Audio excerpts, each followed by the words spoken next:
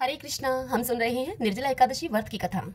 एक समय की बात है, भीमसेन ने व्यास जी से कहा कि हे भगवान, युधिष्ठिर, अर्जुन, नकुल, सहदेव, कुंती और द्रौपदी सभी एकादशी के दिन उपवास करते हैं और मुझसे भी यह कार्य करने के लिए कहते हैं।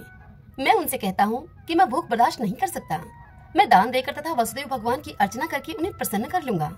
बिना व्रत करे जिस तरह से हो सके मुझे एकादशी व्रत का आप फल बताइए। मैं बिना काया कलेश के ही फल चाहता हूँ। इस पर व्यास जी उन्हें कहने लगे कि हे भीमसेन, यदि तुम्हें स्वर्गलोक प्रिय है तथा नरक से तुम सुरक्षित रहना चाहते हो तो तुम दोनों एकादशियों का व्रत रखा करो। यह सुनकर भीमसेन बोले कि हे देव, एक समय की भोजन करने से मेरा काम न चल सकेगा। मेरे उदर में वक्र नामक अग्नि निरंतर ही प्रज्वलित रहती है। पर्याप्त भोजन करने पर भी मेरी क्षुधा शांत नहीं होती है। हे ऋषिवर, आप कृपा करके मुझे ऐसा व्रत बतलाइए जिस व्रत को करने मात्र से ही मेरा कल्याण हो सके। यह सुनकर व्यास जी बोले कि हे भद्र, ज्येष्ठ मास की शुक्ल एकादशी को तुम निर्जल व्रत करो। स्नान आचमन में जल ग्रहण कर सकते हैं।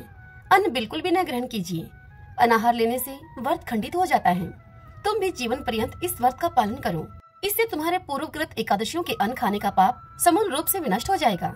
इस दिन तुम ओम नमो भगवते वासुदेवाय मंत्र का उच्चारण करो एवं गौदान करनी चाहिए। व्यास जी की आज्ञा के अनुसार भीमसेन ने बड़े ही साहस के साथ निर्जला एकादशी का यह व्रत किया, जिसके परिणाम स्वरूप प्रातः होते होते संज्ञाहीन वे हो गए। तब पांडवों ने गंगाजल, तुलसी, चरणामृत प्रसाद देकर उनकी मूर्छा को दूर किया। तभी से भीमसेन पाप मुक्त हो गए। हरि ओम तत्सत।